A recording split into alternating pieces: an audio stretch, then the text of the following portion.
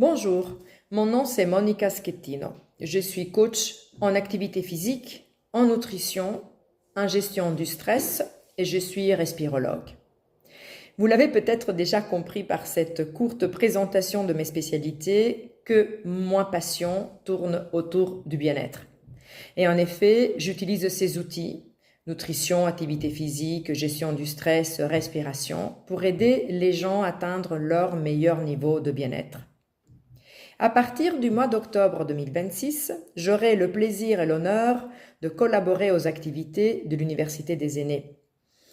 Et je vous invite déjà à suivre mon premier parcours bien-être qui se déroulera autour de 3 thématiques clés qui sont la respiration, le sommeil et l'énergie. Lors d'un premier séminaire autour des pouvoirs de la respiration, nous allons voir en quoi et comment la respiration contribue au même niveau que le sommeil, que la nutrition, encore une fois que l'activité physique, à notre santé et à notre bien-être.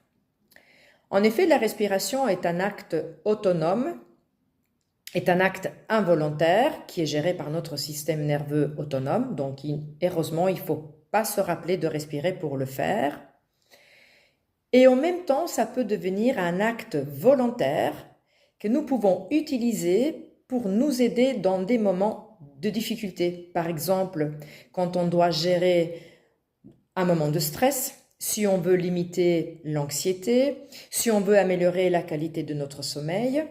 Ça peut aussi être notre meilleur allié si on veut travailler sur notre niveau de concentration, si on veut améliorer notre performance. Donc vraiment, la respiration est là des super pouvoirs que j'aurai le plaisir de vous révéler et de vous faire aussi expérimenter à travers quelques exercices et quelques techniques de respiration spécifiques. Ensuite, je vais vous présenter un séminaire autour du sommeil.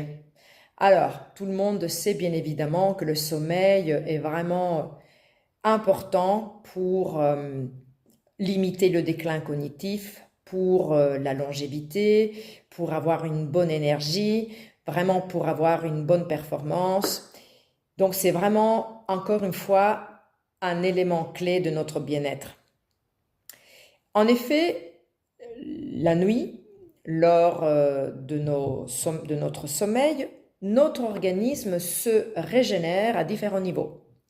Donc tout d'abord, les cellules de notre corps se régénèrent, les tissus se réparent. Par exemple, pour ceux qui font du sport, les muscles se construisent lors du sommeil.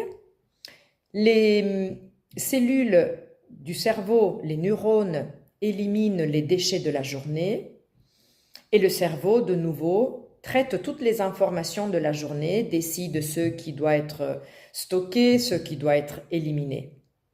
Donc pour que ce processus biologique puisse avoir lieu de manière optimale, la qualité de notre sommeil doit être optimale aussi. Ça veut dire le sommeil doit être réparateur. Ça veut dire le sommeil doit être suffisamment long, ça doit être aussi suffisamment profond. Ça veut dire aussi que nous devons respecter nos propres besoins. Nous sommes plus ou moins des chronotypes différents vis-à-vis du sommeil, comme vis-à-vis de beaucoup de choses, nous ne sommes pas tous les mêmes. Donc c'est important de comprendre quels sont nos propres besoins et de les respecter. Et ça sera un peu le sujet principal de ce deuxième atelier. Je vais vous parler des différentes phases de sommeil, des différents chronotypes face au sommeil. Et ensemble, on va regarder quels sont les petits troubles que parfois nous rencontrons, comment nous pouvons les attaquer, les vaincre, et aussi quelles sont les erreurs les plus fréquentes que nous faisons quand nous avons des problèmes, quand nous avons des nuits un peu plus agitées. Le troisième atelier consacré au bien-être aura comme sujet principal l'énergie.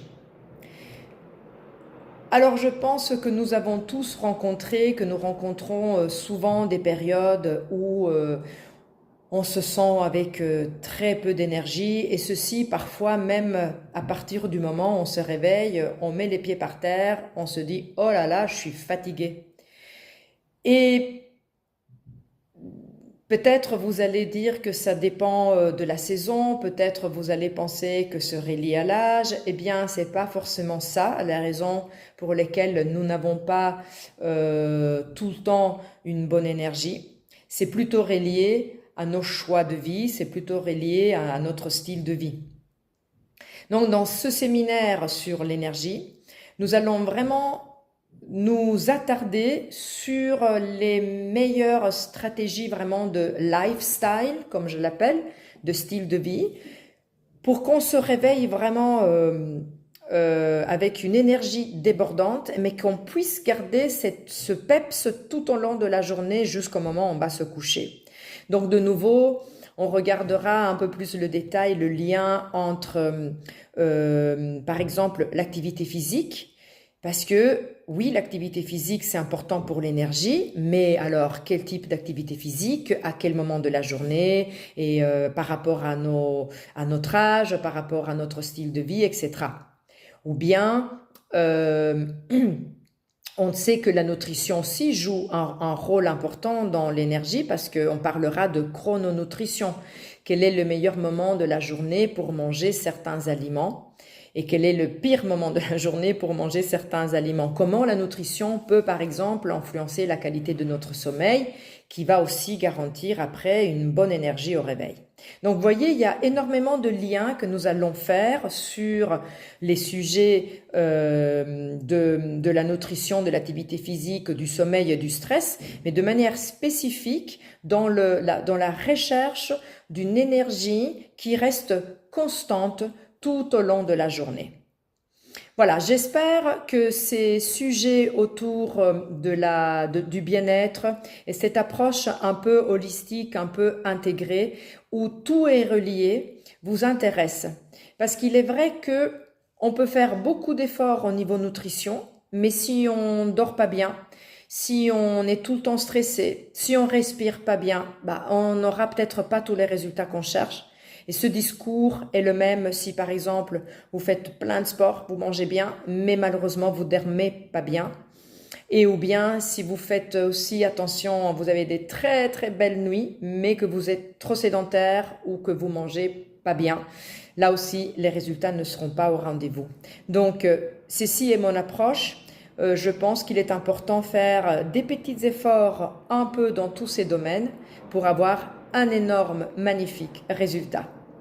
Merci beaucoup et j'espère de vous voir nombreux au mois d'octobre à l'Université des aînés de Bruxelles.